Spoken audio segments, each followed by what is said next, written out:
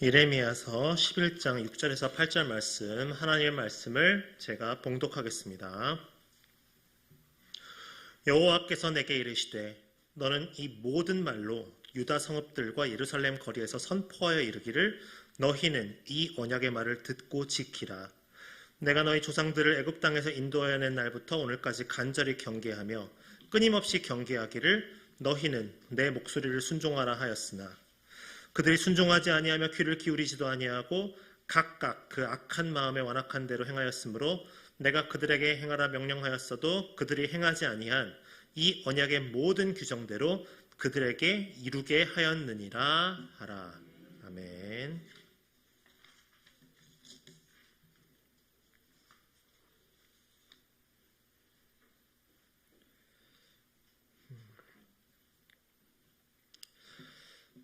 여러분에게 5월은 어떤 달이십니까? 가정의 달로서 좀 오랜만에 가족끼리 좀 돈독한 시간도 많이 보내고 화목해하는 시간이십니까? 아니면 이젠 나는 할 만큼 했으니까 좀 자식들이 좀 효도하길 바라는 마음의 달이십니까? 그것도 아니면 이제는 위로는 어른들께 드려야 되고 아래로는 자식들에게 뜯겨야 되는 그런 위아래로 뜯기는 날이십니까? 네. 저희 아이가 아주 어릴 때 얘기입니다. 어린이날이었어요. 지금은 이제 초등학교 6학년입니다만은 아주 어릴 때 얘기인데, 아주 어릴 때 이제 얘를 선물을 사주기 위해서 함께 장난감 가게에 갔습니다. 장난감 가게에 가서 심사숙고해서 장난감을 고르는데 처음에는 귀엽죠. 이걸 어떻게든 고르려고 하는 게 처음에 너무 귀엽습니다. 5분이 넘어가고 10분이 넘어가고 15분이 넘어가고 20분이 넘어가면서 이제 슬슬 감정이 바뀌기 시작합니다. 대충 좀 고르지 하면서 생각이 좀 들기 시작합니다. 저는 합리적으로 판단한다면 요걸 사면 재밌을 것 같거든요. 요걸 사면 좀 오래 갖고 놀 수 있을 것 같거든요. 요걸 사면 튼튼하게 웬만하면 안 고장나고 잘 갖고 놀 수 있을 것 같거든요. 하지만 그 생각은 목구멍까지만 차오르고 밖으로 나가질 못합니다. 왜요? 그 나이 때는 자기가 원하는 거 못 고르면 3일 밤낮을 울어제끼는 나이거든요. 어쩌겠습니까? 착한 제가 기다려야죠. 자, 어쨌든 심혈을 다해 골랐습니다. 그 장난감을 들고 계산대로 갔습니다. 그런데 이걸 그냥 들고 나가면 어떻게 되죠?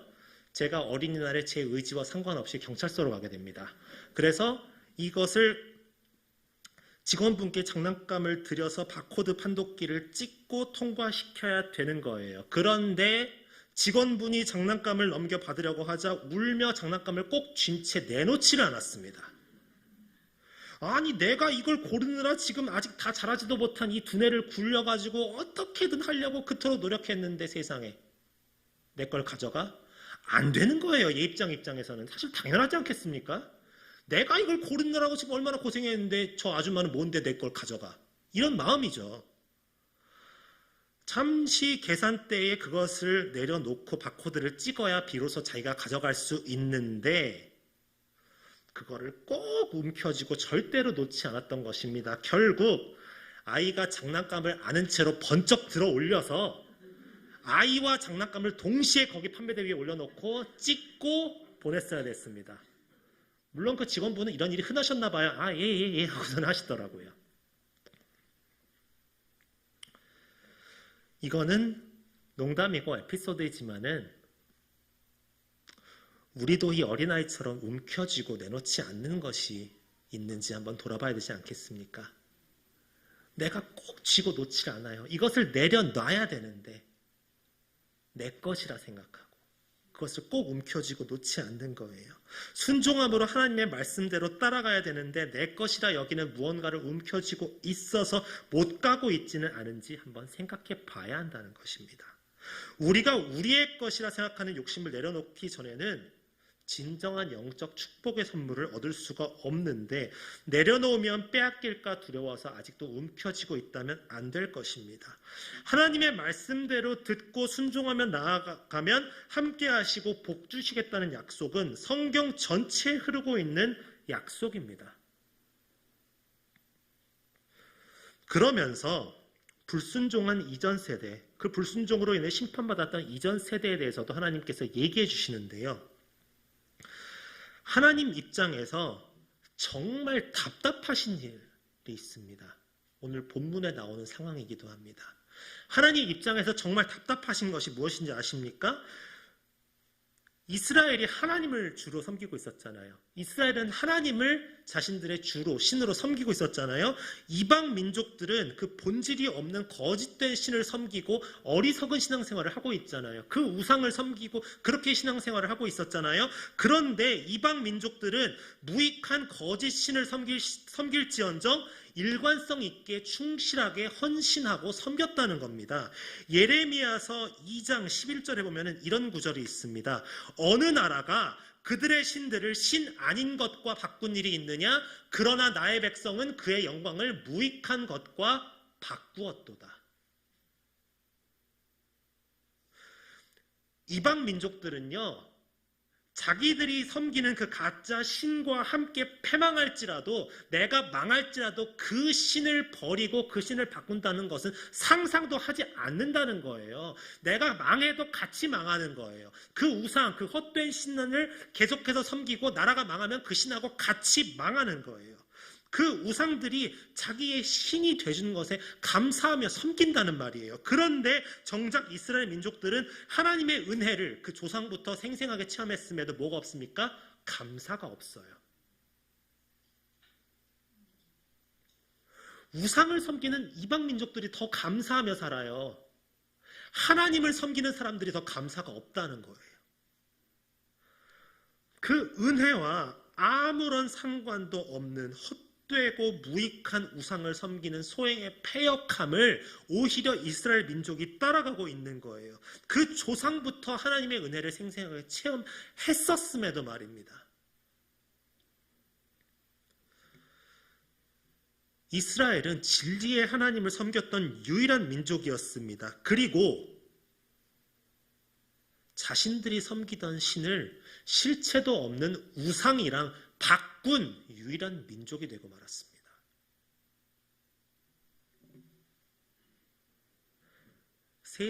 이때 세상에서 하나님을 섬긴 민족도 하나였지만은 그 하나님을 우상들을 섬기겠다고 하나님을 버린 민족도 하나였다는 겁니다. 하나님을 섬기는 이스라엘 민족의 신앙이 이방신을 섬기는 이방 민족들보다도 굳건하지 못했으니까 하나님 입장에서는 정말 통탄하실 일일 것입니다. 하나님을 구주로 섬긴다는 것에 대해서 감사함이 없었습니다. 순종도 안 하고 감사도 안 하는데 하나님 섬기는 민족이라는 타이틀만 걸고 있으면 뭐 하냐는 거예요. 그냥 허상입니다. 아무런 의미도 없습니다. 겉껍데기 신앙이란 이런 것입니다. 우리는 어떻습니까?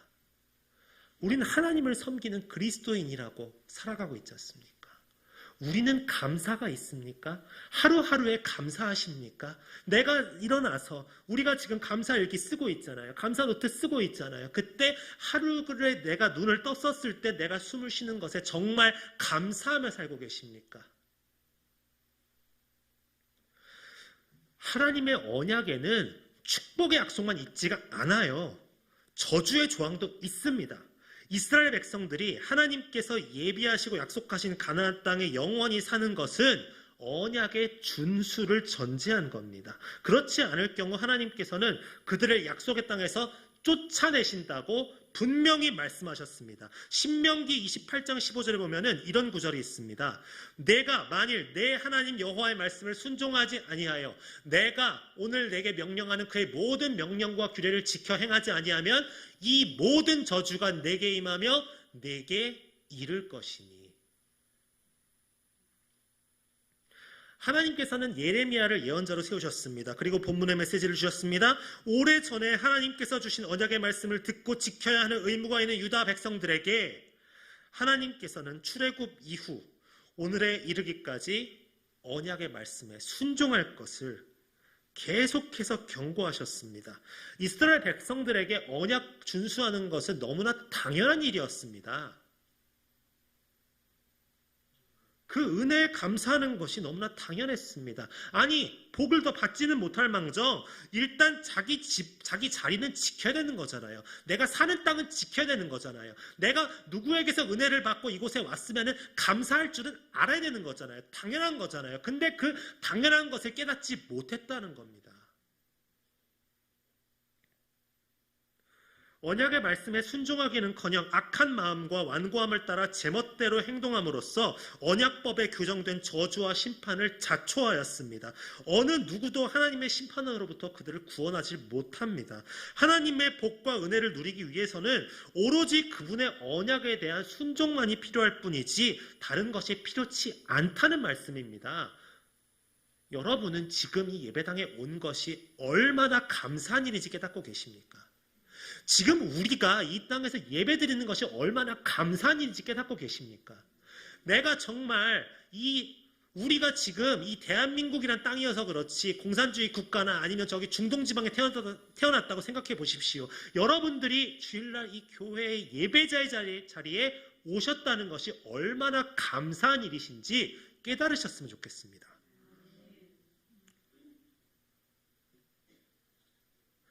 옛날에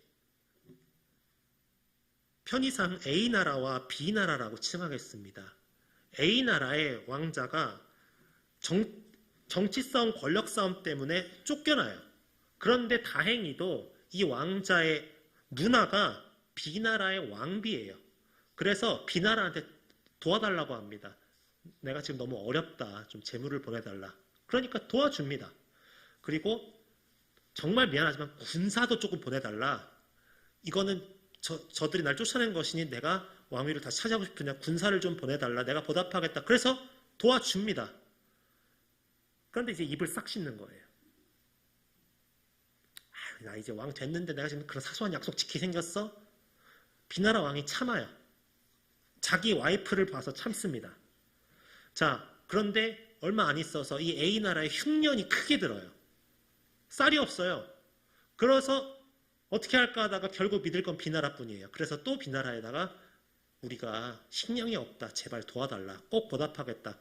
그래서 또 도와줍니다. 또 도와줬는데 이제 반대로 A나라가 풍년이 들고 B나라가 흉년이 들었을 때 B나라에서 우리가 이제 올해는 우리가 흉년이다. 그래서 식량을 도와달라고 했었는데 A나라 신하들이 이때 B나라를 쳐서 함락시키자 이런 의견을 내니까 A나라 왕이 좋다고 하는 거예요. 결국 A나라와 B나라가 전쟁을 하게 됩니다. B나라 왕이 더 이상은 참지 못해서 전쟁을 선포하고 쳐들어옵니다. 그러니까 A나라 왕이 먼저 사람을 보내요. 우리 군사가 기다리고 있는데 너희 쳐들어오면은 너희는 죽은 목숨이다. 지금이라도 돌아가라. 그러면 너희를 공격하지 않을 것이다. 그리고 너희가 살 것이다. 이렇게 경고합니다. 그러니까 B나라 왕이 어떻게 했느냐? 군사들을 시켜서 다음과 같이 외치게 합니다. 군사들이 다 듣게요. 모든 군사들이 다 듣게 뭐라고 외쳤냐?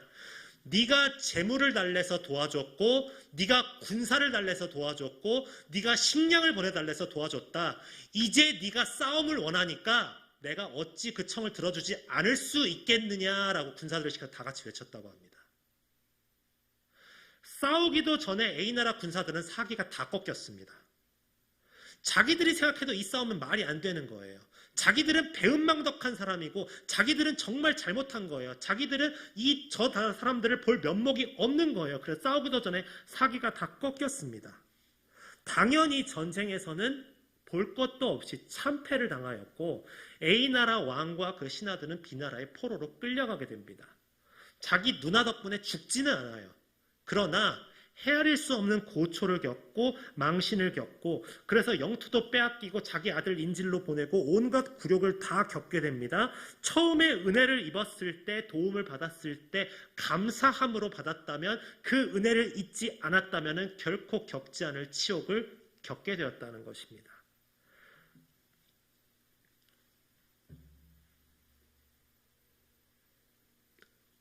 우리는 죄인이잖아요. 우리는 죄로 인해 태어난 사람들이잖아요. 우리는 원래 죽을 운명이었잖아요. 하나님께서 아무것도 없이 그냥 도와달라고 하면 계속해서 도와주셔서 우리 이 자리까지 온 것 아니겠습니까? 그 은혜에 얼마나 감사하고 있는지 우리가 돌아봤으면 좋겠다는 겁니다.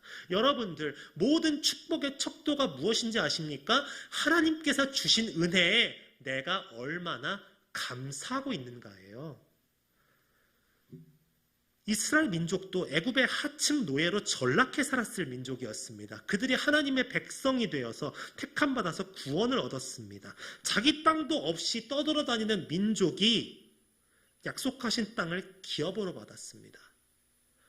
얼마 예전만 하더라도 저 노예 생활이나 하던 애들이 국가를 세우고 왕국이 되었을 정도로 강해졌습니다. 강인한 민족이 되었습니다. 이 모든 것은 축복입니다. 그런데 보고 싶은 축복의 조항만 보고 저주의 조항을 보질 않았다는 거예요.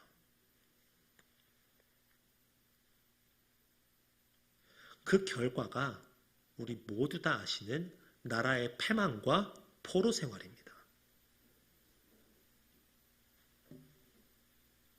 그러나 여러분, 축복의 조항도 저주의 조항도 결국은 하나님의 은혜로 살기 위한, 하나님 나라의 백성으로 살게 하기 위한 하나님의 사랑입니다. 굳이 저주의 조항을 쓸 필요가 없어요. 그냥 멸망시키시면 됩니다. 하지만 하나님께서는 축복의 조항과 더불어 저주의 조항도 함께 쓰셨습니다. 왜요? 그들이 너무나 죄에서 엇나가지 않도록 하나님 나라의 백성으로 계속 살 수 있도록 하나님께서 계속해서 베풀고 사랑을 주셨다는 겁니다. 하고 싶은 대로 마음대로 하면서 사는 것이 아니라 진짜 너희를 어마어마한 징벌로 멸망시키겠다는 뜻이 아니라 이렇게라도 훈계하고 징계할지언정 어떻게든 말씀에 순종하고 따르게 함으로써 차마 우리를 죄악 속에 빠져 죽게 내버려 두지 않으시려는 하나님의 사랑입니다. 하나님의 은혜에 대한 감사가 없는 사람은 아무리 세상에 좋은 것들을 가졌다 하더라도 마음에 불행함밖에 없습니다. 내가 가진 것에 대한 감사가 있는 게 아니라 내가 못 가진 것에 대한 불평만 있기 때문에 그렇습니다. 인간의 욕심이 얼마나 끝이 없습니까? 내가 이것만 가지면 괜찮을 줄 알죠? 그럼 다음 게 갖고 싶어지고 다음 걸 갖고 싶어지면 또 그게 갖고 싶어지는 게 사람입니다. 그 사람의 그 심령에 하나님의 은혜에 대한 감사가 있으면은 우리가 비로소 그 은혜에 만족함으로써 모든 축복을 누릴 수가 있는 것입니다. 하나님을 나의 주인으로 섬긴다는 것 정말 큰 축복이지 않습니까? 세상 사람들은 지금 이 긴 연휴 동안에 어디 놀러 갈까, 어디서 돈을 쓸까, 어디서 맛있는 거 먹을까, 어디서 즐거운 시간을 보낼까, 오로지 분화방처럼 자기들의 생명과 자기들의 모든 것을 다 유희에 쏟아붓는 것밖에 없어요. 그런데 하루하루 우리가 말씀에 붙들려 살 수 있다는 게 얼마나 큰 축복입니까, 여러분? 그것이 우리의 복입니다. 모든 축복의 척도가 되는 것은 하나님이 나의 구주 되심을 믿고 그 은혜에 얼마나 감사하며 살고 있는가에 달려있는 것입니다. 저는 여러분들의 삶의 자리에서 그리고 이 예배의 자리에서 매일마다 감사가 넘치시기를 바랍니다. 내가 지금 숨을 쉴 수 있는 것에 감사하고 내가 찬양할 수 있는 것에 감사하고 내가 내 발로 걸어서 이 예배당에 있음에 감사하고 내가 하늘로부터 오는 그 평강을 누리는 것에 감사하시기 바랍니다. 이 사실을 믿고 살아가는 우리 성북중앙교회 성도님들 되시기를 주님의 이름으로 간절히 축원합니다. 기도하겠습니다.